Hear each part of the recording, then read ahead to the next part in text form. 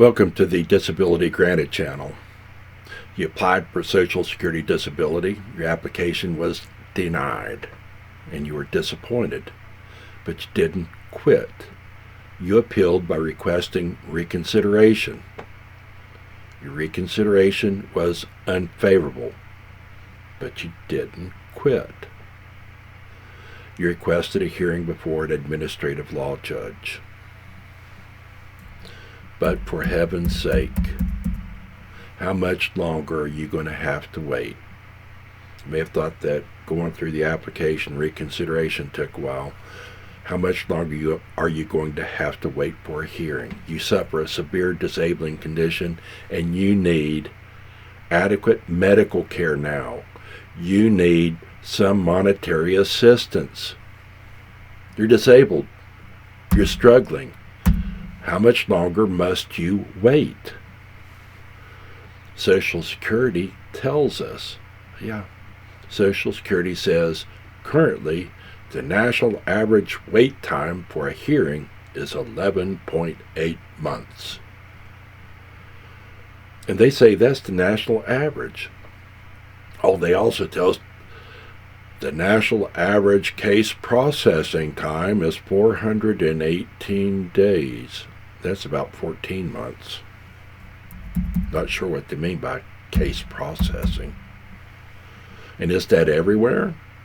They said it's average. It varies. Well, the state hearing office with the least waiting time for a hearing was Mount Pleasant, Michigan, with 292 days. The state hearing office with the longest waiting times was Los Angeles. Los Angeles at 729 days. That's 1 day short of 2 years. Hey, you can find the average waiting time for your hearing office at a link below, because Social Security keeps a hearing office average processing time ranking report available online. So you're being told it's going to take 10 months to 2 years to get a hearing, and maybe longer. They said on an average. That means there's going to be some longer than 2 years and some not as long as 2 years. And that, frankly, is ridiculous. People with disabilities, they need help now. They need medical attention. They need adequate medical care. And they need some financial assistance because they don't have a job. If anything, they have little income, and they need it now. Why does the Social Security Administration require you to wait so long without medical care for your severe disabling condition? I mean, think of it. Everybody that applies believes they have a severe disabling medical condition. I believe most of them, if not all of them, do. They require medical attention. You can't wait that long. You need a hearing, and you need it as soon as possible. Can you get an expedited hearing? That's what this video is about. Can you get an expedited hearing? And that's a good question. Social Security expedites certain cases when it first identifies them. Maybe you qualify for one. Your hearing will be expedited if you suffer a terminal illness or a non-terminal critical condition. Social Security tells us your hearing will be expedited if you're entitled to a compassionate allowance. Your hearing will be expedited if you're a disabled veteran with 100% VA disability. Your hearing will be expedited if you're a wounded warrior. And listen to this. I hadn't heard it before. Social Security says your hearing will be expedited if you are suicidal or homicidal. I've never seen that.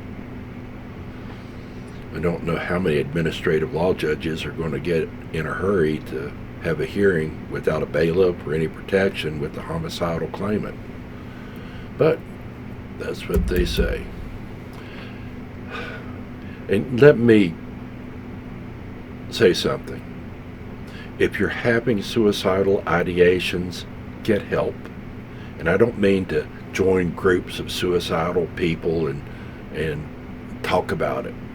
I don't mean to go online for advice of strangers or lay people. See a professional, a psychiatrist, a psychologist, maybe a therapist.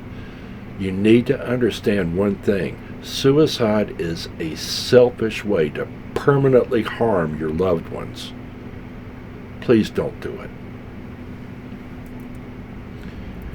If you're in any of those groups, Social Security apparently hasn't identified your case as being in one of them. Make it certain that they are aware of your condition. If you're in one of those groups, make sure that they're aware of it so that your case will be expedited. Those groups, when they're expedited in weeks, if not days. So it's important. If you don't fit any of those groups, Social Security can still expedite your hearing if you're in dire need.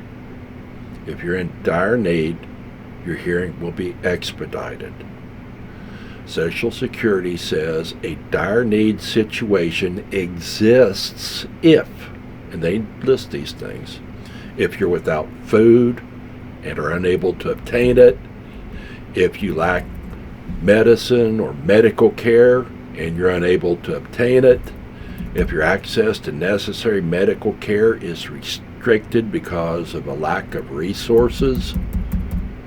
I hate seeing that word resources by Social Security because it has all sorts of definitions in SSI, and I'm not sure if that's what they're applying to here or not, but let's just assume it means available resources.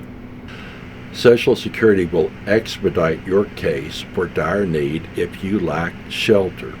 For example, if you're without utilities such that your home is uninhabitable, or you are homeless, or you're facing expiration of a shelter stay, such as imminent eviction or a foreclosure notice, and you have no means to remedy the situation or obtain shelter. If you don't have enough income or resources to meet an immediate threat to your health or safety, you're in dire need. Your case should be expedited. To assert dire need, contact Social Security. Contact Disability Determination Services. Send them a letter with documentary evidence. I don't know how long it'll take, but it'll get into the file. It'll be part of the record, but you need to do more than that. You might give them notice by telephone call. You might give them notice by message on mysocialsecurity.gov.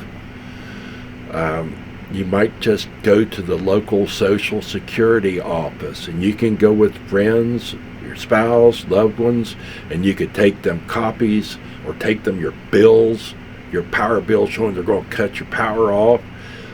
For example, the notice of eviction, the notice of foreclosure, such documents that show that you're in dire need.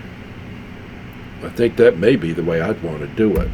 And make sure you have the name of the person you speak to so that they'll be accountable. But make sure you notify Social Security in every way you can that you're in dire need. Now we're going to get to something that's going to surprise you, because you're already thinking, hey, is there any other way that you can expedite your case? And there are ways that will surprise you. Yeah. Social Security says that you can expedite your own hearing by doing the following. This is what Social Security tells us. Yeah, you can expedite your own hearing. You don't have to have Social Security do it. So how do you expedite your hearing?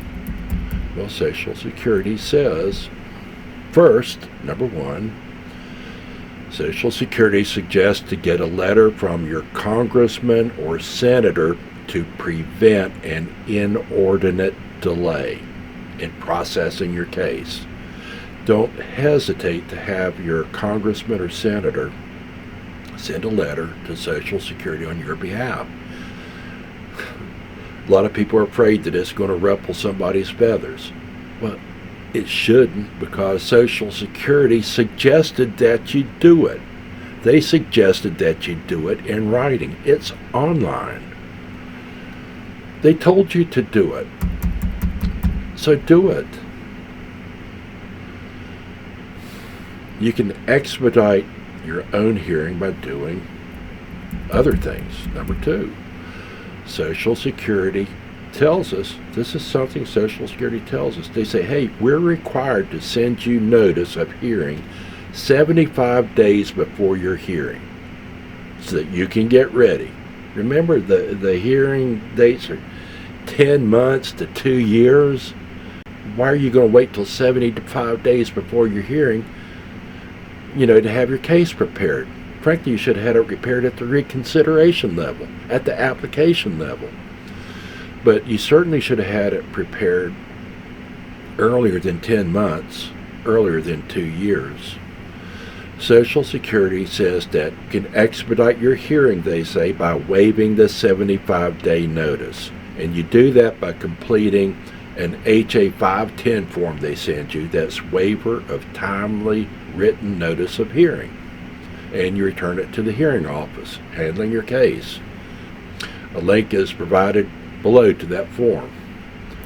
By waiving notice of hearing, it expedites your hearing by 75 days. That's 2.5 months. That's a pretty good start. Now, you have to remember one thing. Be aware of something. Waiving the 75-day advance notice requirement may help you get your hearing faster, but it doesn't waive the requirements that you inform the hearing office about your evidence, submit your evidence to them as required by their rules. For hearing requests about whether you are disabled, that means you must submit to the hearing office or inform them about written evidence that you will present no later than 5 business days before the hearing date. Yeah, what evidence are they talking about? You probably don't know. Well, what evidence am I going to need for the hearing? I don't know. And until you know, you're not going to know what to prepare, so I'm going to tell you. Social Security says, provide updated medical records, particularly new evidence, tests, and reports, as well as other evidence such as third-party function reports or residual functioning reports from your doctors. What medical evidence are they requesting? I mean, you have provided evidence. Of course, they want medical evidence. They want your medical evidence, which includes your medical record as well as your doctor's testimony, which is provided in those records. And they want a residual capacity function report, if you could provide one. Those are not always provided by claimants. The form, I believe, was designed for judges, where they would request treating physicians to provide them a residual capacity function report. They can't do that. Social Security wants a complete medical record. They tell us, again, this is Social Security telling us, each person who files a disability claim is responsible for providing medical evidence showing that he or she has an impairment or impairments and the severity of those impairments Claimants who provide Social Security with timely, accurate, and complete information and evidence can help accelerate the proceeding of their claims. Don't make them wait for your medical record. Let them know, this is my medical record. I'm ready for hearing.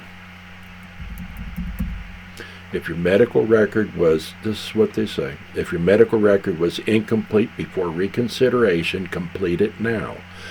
Frankly, you should have provided disability determination services a complete medical record at the application level and at the reconsideration level. If you didn't, that may be why you were denied. You have the burden of proving your disabling condition. Social Security doesn't have any burden of proving that you're not disabled. Make sure that you have crucial medical information provided to Social Security, such as test results, medical reports, and other information that isn't part of the medical record now. Put it in. Provide it. Let me be specific. The types of medical evidence that they specifically want. They want medical evidence of when your disabling condition began. They want evidence of when it was diagnosed, who it was diagnosed by, and what medical tests or other reports were used for the diagnosis. And they want to know the date that your disabling condition became so severe that you could no longer work, that you were disabled. They want medical evidence, including test results and reports, doctor's notes. They want anything and all of that medical evidence that helps establish those dates. Onset date's a big deal with Social Security, so they want all of that. And you may be going, okay, well, that makes sense. I think I understand that. And you're going to do it. Now you know what they need. Now you know what they need, and you can do it. You don't have to wait 75 days before hearing. You can do it. And you're probably still wondering, hey, why do I send Social Security a third-party function report? Or why do I have to send residual functioning capacity reports? Hey, why do I have to send them? I want all my family and friends to come in and testify. I want my doctors to come in and testify. I want them to be able to tell you face to face that I'm disabled. What are these forms you're talking about anyway? Adult third-party function reports, residual functioning capacity reports? Well, I did discuss them earlier. You need to understand something. A lot of people are disappointed to find out that their administrative hearing is not like a Lincoln lawyer trial. It's not going to be held in some grand courtroom with dozens of pews of excited spectators. There's not going to be press covering it. There'll be no scowling government lawyer to cross-examine you. There'll be no bailiff or clerk. There'll be you, your representative, an administrative law judge, a court reporter, maybe a vocational expert. The courtroom may be the size of your living room. You may have a video hearing or even a telephonic hearing.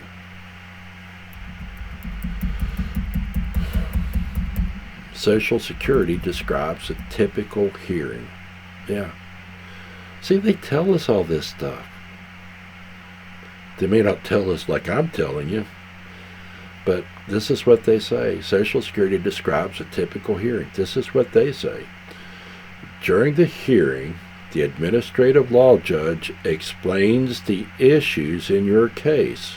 A lot of times the judge asks what the issues are. Or the judge might say what he understands the issues to be, and if they're different, your representative tells them. Or if you don't have a representative, you can tell him or her.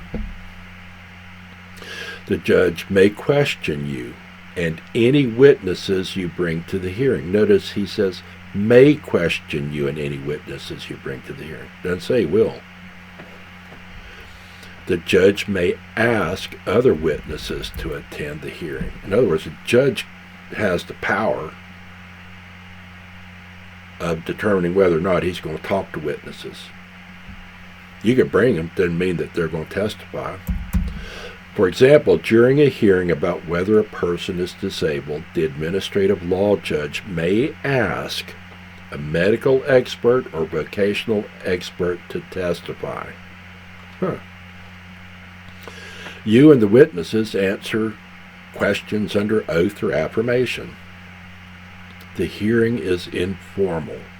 The judge will still wear a black robe. I haven't really seen one that didn't. Ordinarily, the judge is going to wear a black robe. If you have a video hearing, the judge may be in his basement in a swivel chair. I remember one that didn't have a black robe, was swinging in his chair around like Boltar in Battlestar Galactica. The hearing is informal, but we will make an audio recording of the hearing. You and your representative, if you have one, and you should, may question any witnesses who may be present at the hearing. Ordinarily, you're going to find that administrative law judges don't expect to have to hear the testimony of one of your family members or friends or former co-worker. An ordinary Social Security disability hearing may be scheduled for an hour. Not a day, not a week, an hour. Your hearing will probably take an hour, maybe less. So the judges, if you provide your witness's testimony in writing in advance, the judge doesn't need to hear them. And there may be restraints on his or her time such that he doesn't have time to hear witnesses whose testimony you could have presented in writing earlier. But there are situations that arise in which he needs to hear a witness other than a claimant. There are situations which the claimant isn't able to testify, or he or she isn't able to complete testimony begun. Usually that witness is the person that drove you to the hearing.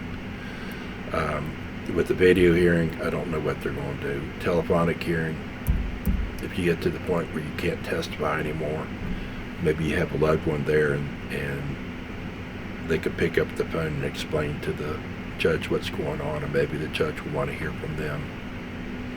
You probably expect your doctors will testify. You want them to testify. You want your doctor sitting there right by your side looking at the judge face to face and telling him that you're disabled and you have this disabling condition. He's done every test in the world, and to medical certainty you suffer this severe disabling condition. Okay. That's not going to happen. It's not going to happen. For one thing, there are medico-legal guidelines for testimony of medical doctors. A doctor's testimony is usually taken in civil cases by video deposition. Those are cases in the big grand courtrooms. Yeah, doctor's testimony is usually taken in civil cases by video deposition to allow him to see and treat patients.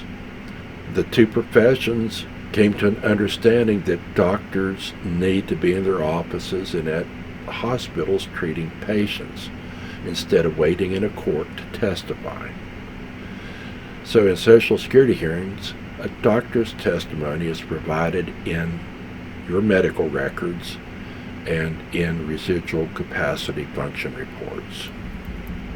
Most physicians, most personal physicians don't want to do it. They're afraid that they're going to put something in that residual functioning report that's going to disqualify you from receiving disability, and they don't want to be blamed for that. The third-party adult function reports I mean, you get to pick who does these. Family members and friends and former co-workers. You get to pick who's going to do it. And these forms are available online. And they will provide you such forms on occasion. But they're available online. They're available at your local Social Security office, or should be. And what these forms are for, people who are familiar with their disabling conditions, they answer questions that explain your inability to sustain substantial gainful activity with the full-time job available in the national economy. Number 4, you can also hasten the process by promptly returning forms sent to you about your options for appearing at a hearing by telephone or online video. Yeah, they send you these options because you get a hearing otherwise. The hearing may take longer. I prefer the face-to-face hearings. Some people don't, and that's fine. But I like to have that connection, that personal connection between the claimant and the administrative law judge. I want them to be able to talk to one another and speak eye to eye, person to person. It's not quite the same on video, and certainly not quite the same on, by telephone. However, one thing that may expedite your hearing may be to choose to have it done by telephone or by video. Other things, other forms that you can promptly complete and return, these are necessary. You can do them. You don't have to wait till 75 days before the hearing. You can do them now. And these are forms which include claimants' recent medical treatments. There's a link below to that form. Claimants' medications. You got your pill bottles. You can get that from, your pill bottle, all the information, and the side effects. These are updates, and you're just updating as you updated your original disability report when you requested reconsideration. You did a disability report appeal there, and you are updating these things. You're just updating what you've already done. Listen, now that you understand what's required, you understand what to expect, you know how to be ready for your case. And if you're ready for your case, you can expedite your case. You can do things which will make your hearing date earlier, because Social Security is not waiting for this form, they're not waiting for that form, not waiting for a 75-day hearing notice period. You're giving them the opportunity to put your hearing up front. It's not going to be in front of those other expedited cases, such as the terminal illness, passionate allowance cases, wounded warrior cases even, and the 100% disabled veteran cases. No, they're going to stay up there near the top of the list, but you want to get yours up there.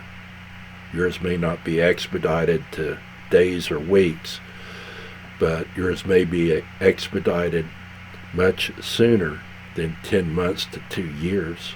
Look at the 10 months. If you just waived the 75-day notice, you knock that down to 7.5 months. Just that alone. Then you add this other stuff, and you may be able to have a hearing in 4 or 5 months, possibly. If you found this video helpful, please share, like, and subscribe so that other disabled people can watch it. And good luck.